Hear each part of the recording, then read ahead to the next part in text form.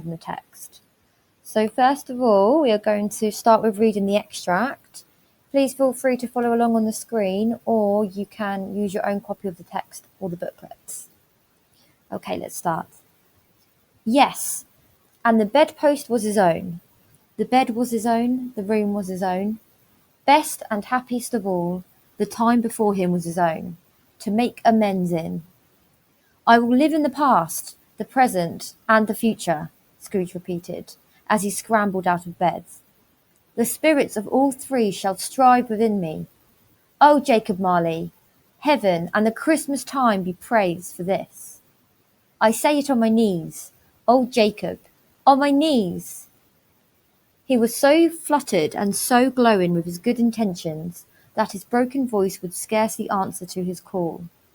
He had been sobbing violently in his conflict with the spirits, and his face was wet with tears. They are not torn down, cried Scrooge, folding one of his bed curtains in his arms.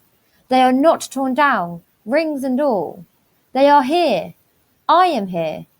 The shadows of the things that would have been may be dispelled. They will be. I know they will.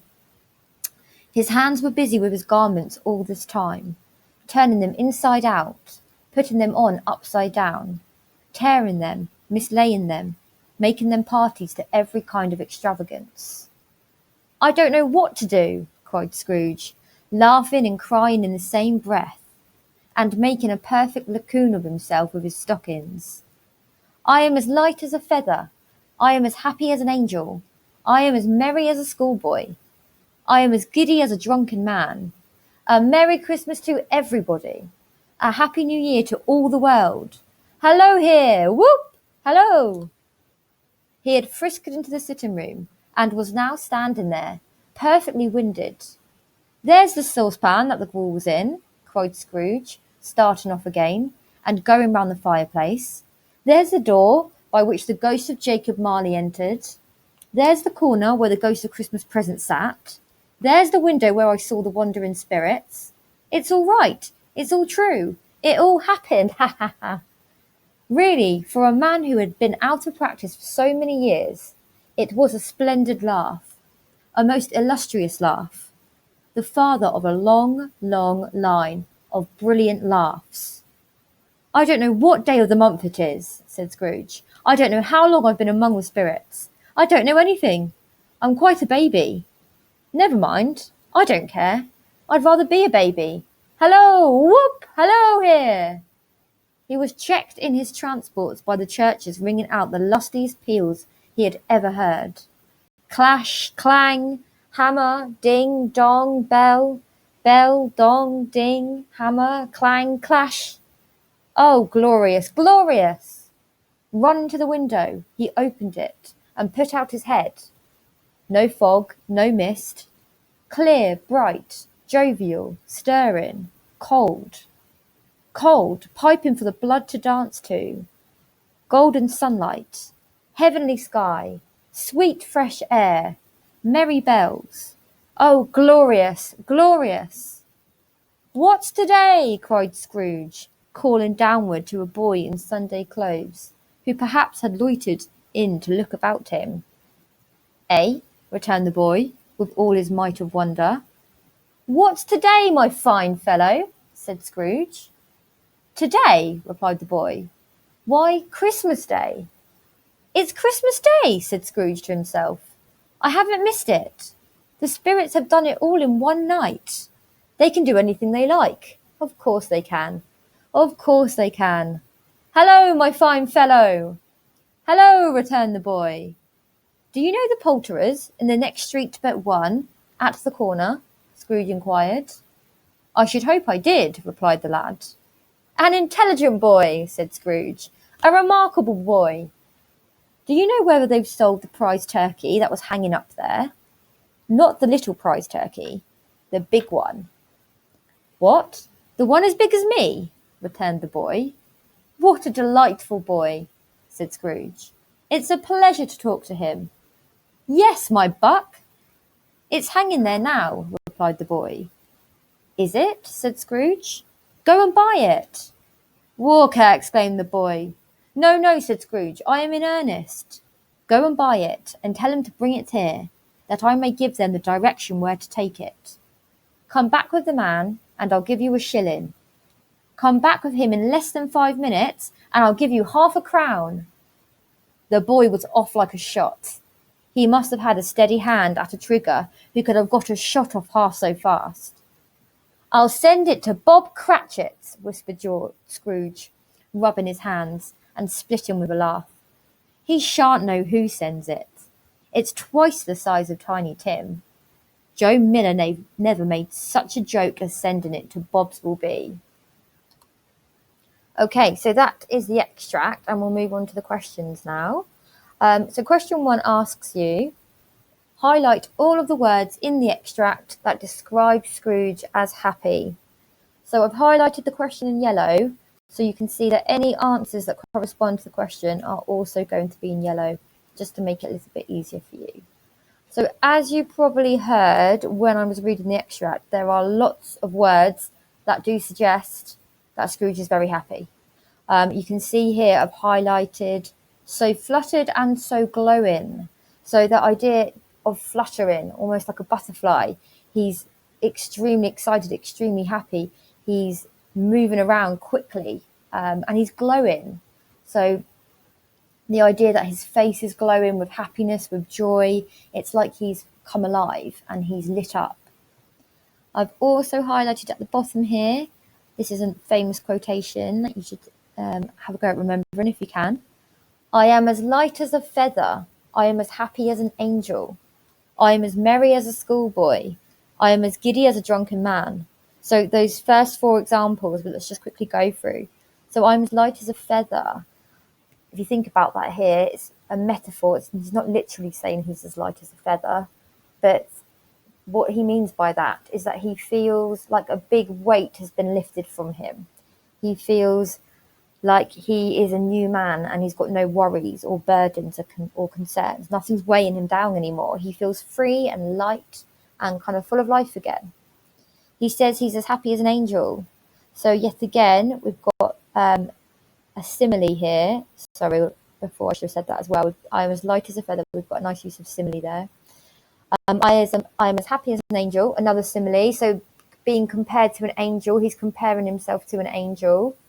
If you think about what an angel represents, connoting kind of innocence, angelicness, purity, being associated with God and religion. And we know in the 19th century that it was a very religious time as well. So he feels almost spiritual, almost religious. That's how happy he feels. He says, I'm as merry as a schoolboy. So another simile in this list of examples he gives. If you think about a schoolboy kind of connoting innocence and happiness and fun and playfulness. So he's feeling very kind of young and juvenile again and free. The last example, he says, I'm as giddy as a drunken man. Another simile. Remember, similes use like or as to compare. So all through these 4 similes, we've got as. Here he says, I'm as giddy as a drunken man. So giddy meaning all over the place, not straight. You know, he feels a bit silly, a bit fun. After you've drunken too much, you lose your balance and you feel kind of free. So yet again, another example of that. He's also wishing a Merry Christmas to everybody. And if you remember back at the beginning of the novella in Stave 1, he refuses to say Merry Christmas, even when his nephew is saying Merry Christmas to him. And instead he says, bah, humbug. So you can see a complete reversal here in his character. He's now actually saying Merry Christmas to everyone. At the beginning of the novella, he despised Christmas. He hated it. He's saying Happy New Year as well. And lots of cheering and whooping. He says, whoop, hello, hello here. So lots of upbeat, excited language. A few more examples I found. He's laughing, which obviously shows that he's happy and joyous. It even says laugh. So we've got ha ha ha, and then it says that he laughed. He says whoop. So another cheer that we can see from the previous parts. And then here as well, I've just highlighted a few things. Some of them I could have highlighted all different colours because they all fall under the same category almost. So the language he uses to speak to the boy, he says, "My fine fellow," and it's a pleasure to talk to him. You know, the word pleasure suggesting that it brings him happiness to talk to him and joy. So you can see a complete change in Scrooge's character here from the beginning of the novella. I hope that's helped you with the first question. Okay, so the second question asks you, how does Dickens describe Scrooge's actions to show how joyful he is to find that it is still Christmas Day? So right at the bottom of the extract, I've highlighted it in blue, so it corresponds with the question. We know how joyful he is because he actually asks the boy to go and buy the really big bird to have for Christmas dinner. And he doesn't just want the small one, he wants the really prize big turkey. So I've highlighted where he says go and buy it and to bring it here. And if he comes back really, really quickly, he's going to give him even more money. So if you remember back in Stave 1, when Scrooge's nephew asks if he will come round for Christmas dinner and enjoy and be a family with him, Scrooge turns him down. He doesn't want to go round for Christmas. And now he's even buying a big juicy turkey to take round and surprise. And he's rubbing his hands because he's so excited and he knows how much joy it will bring them and that they'll never guess it's from him almost. Last question then, number 3. How does Dickens exaggerate Scrooge's behaviour in this extract to show the massive change in him? So there are lots of methods used here to show how big this change and transformation is. I've listed them here, but I'll also talk through a few of them in the extract.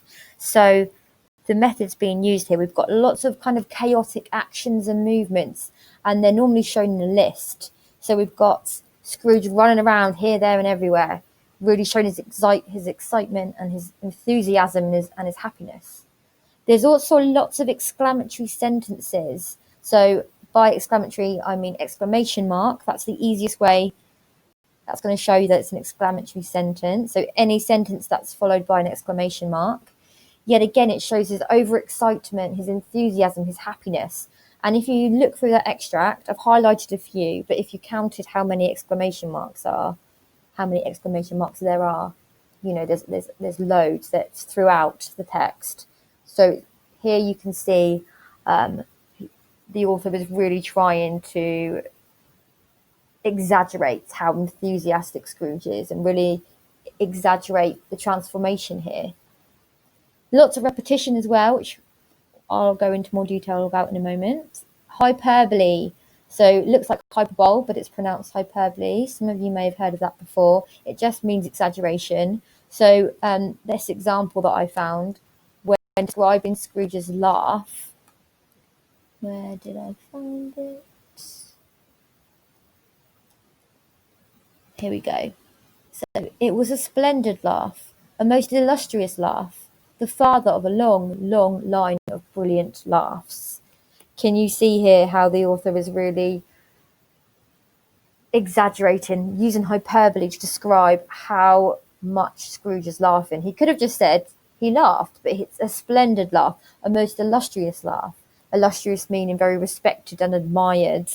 The father of a long, long line of brilliant laughs. I mean, it's kind of laying it on really thick here, isn't it? We get the message as the reader, but the author is really wanting to spell it out here just to show the big contrast between Scrooge at the beginning and now at the end of the novella.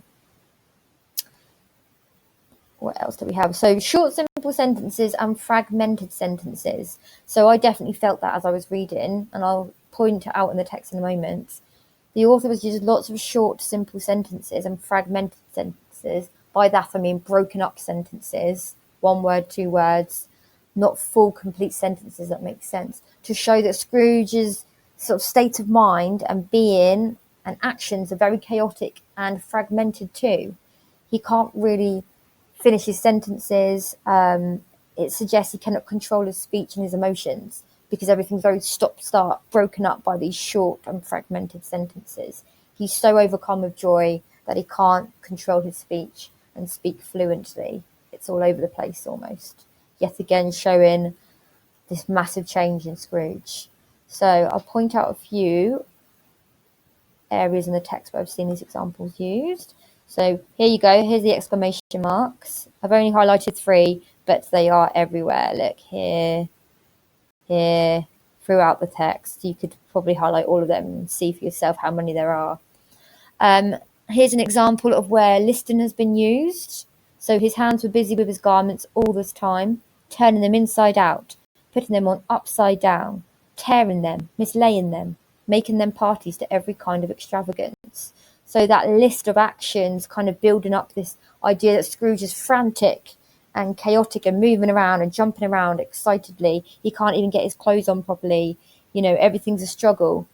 He's also laughing and crying, which to me kind of suggests a bit of delirium, a bit of chaos. He doesn't really know how he feels. He's overcome. I'm sure some of you guys might have felt that before, when you don't know whether, you're laughing and crying at the same time. And it's all a bit confusing, and that's how Scrooge is feeling here. He doesn't know how to control his emotions. He's so overcome with joy and so transformed. A few more examples. So we talked about the use of hyperbole here, but it's again listing and repetition. So it hasn't just said laugh once. If you look, it was a splendid laugh, a most illustrious laugh, the father of a long, long line of brilliant laughs. The word laugh has been used 3 times. Exaggerating, the author wants you to notice that as the reader. Look at how many times that word's been used. It's significant. Scrooge is laughing, and he's laughing a lot. At the beginning of the novella, he didn't even smile. He couldn't even crack a smile. So massive transformation here. Short, simple sentences and fragmented sentences here. I don't know anything. I'm quite a baby. Never mind. I don't care. I'd rather be a baby. Can you see when you say it like that, with those short, punchy stops, it breaks up the flow, because Scrooge is all over the show and so overcome with happiness at this point. Okay, so there's lots of examples there, and you can try and spot some more of these yourself in that extract. You know what to look out for now. Last question then, question 4. It says, read the extract below. What does Scrooge do that shows that he is a new man? Make a list of 3 ways that he actively changes his ways. Okay, so I've put the answers there, but we're going to read the extract first and then go through the answers. So when we read this extract, please try and think about 3 things that Scrooge does that really, really shows he has changed, and quite noticeable things as well, things that he would never have dreamed of doing at the beginning of the novella. So you can follow along on the screen or with your own copy. He had not gone far when, coming on towards him, he beheld the portly gentleman who had walked into his counting house the day before and said, "Scrooge and Marley's, I believe." It sent a pang across his heart to think how this old gentleman would look upon him when they first met, but he knew what path lay straight ahead before him, and he took it. "My dear sir," said Scrooge, quickening his pace, and taking the old gentleman by both his hands, "how do you do? I hope you succeeded yesterday. It was very kind of you. A Merry Christmas to you, sir." "Mr. Scrooge?" "Yes," said Scrooge, "that is my name, and I fear it may not be pleasant to you. Allow me to ask your pardon, and will you have the goodness—" Here Scrooge whispered in his ear. "Lord bless me!" cried the gentleman, as if his breath were taken away. "My dear Mr. Scrooge, are you serious?" "If you please," said Scrooge, "not a farthing less. A great many back payments are included in it, I assure you. Will you do me that favour?" "My dear sir," said the other, shaking hands with him, "I don't know what to say to such "Don't say anything, please," retorted Scrooge. "Come and see me. Will you come and see me?" "I will," cried the old gentleman, and it was clear he meant to do it. "Thank ye," said Scrooge. "I am much obliged to you. I thank you 50 times. Bless you." He went to church and walked about the streets, and watched the people hurrying to and fro, and patted children on the head, and questioned beggars, and looked down into the kitchens of houses, and up to the windows, and found that everything could yield him pleasure. He had never dreamed that any walk, that anything could give him so much happiness. In the afternoon he turned his steps towards his nephew's house. He passed the door a dozen times before he had the courage to go up and knock. But he made a dash and did it. "Is your master at home, my dear?" said Scrooge to the girl. Nice girl. Very. "Yes, sir." "Where is he, my love?" said Scrooge. "He's in the dining room, sir, along with the mistress. I'll show you upstairs, if you please." "Thank ye. He knows me," said Scrooge, with his hand already on the dining room lock. "I'll go in here, my dear." He turned it gently and sidled his face in, round the door. They were looking at the table, which was spread out in great array, for these young housekeepers are always nervous on such points, and like to see that everything is right. "Fred!" said Scrooge. Dear heart alive, how his niece by marriage started! Scrooge had forgotten, for the moment, about her sitting in the corner with the footstool, or he wouldn't have done it on any account. "Why, bless my soul!" cried Fred. "Who's that?" "It's I, your Uncle Scrooge. I have come to dinner. Will you let me in, Fred?" "Let him in? It is a mercy he didn't shake his arm off. He was at home in 5 minutes. Nothing could be heartier. His niece looks just the same. So did Topper when he came. So did the plump sister when she came. So did everyone when they came. Wonderful party, wonderful games, wonderful unanimity, wonderful happiness." Okay, so that is the end of the extract that we needed to read for question 4.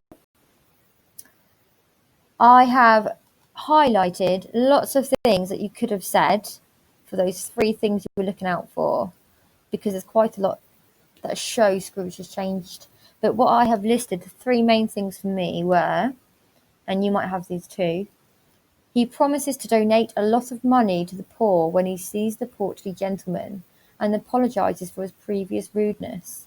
So if you can remember, towards the beginning of the novella, the portly gentleman visits Scrooge and see if he will donate any money to charity, and Scrooge is absolutely furious and refuses to be charitable at all. So now we see Scrooge completely transformed, doing the opposite of what he was saying and acting like before, and he wants to donate a lot of money, and he even apologises for his rude behaviour. The next thing that I found you could put is he attends Fred's Christmas party, and he doesn't just attend it, he's full of happiness and joy and Christmas cheer when he does go round.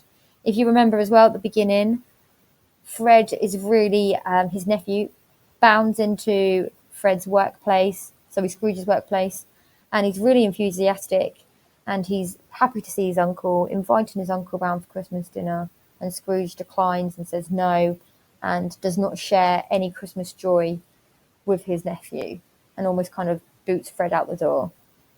So complete transformation here. He goes and he's really happy at the party and happy to be around his family. Last but not least, I said that he pats children on the head in the street. So very unlike the Scrooge we see at the beginning, he's showing affection and kindness and being almost playful with these kids. So, you know, he's I'm sure he wouldn't have dreamed of even wanted to be near a child at the beginning, and now he's patting them on the head, which shows that he cares. A few other things that I thought were quite interesting. The language that he uses. So he says, "Bless you." You might already know the answer to this, but can you remember who says that a lot at the beginning of the novella? It is Fred, his nephew.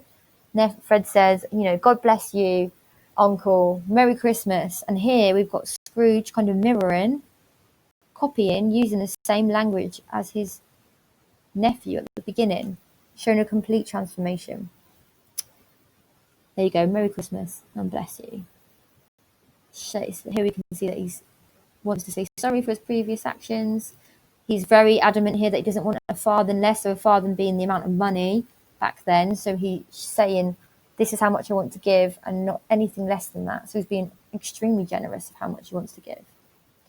So that is that, and that's all 4 questions answered. I hope that has helped you with your understanding of this kind of final part of the novella, and I hope you've enjoyed the novella too. Thank you, Year 10. Take care of yourselves. Bye-bye.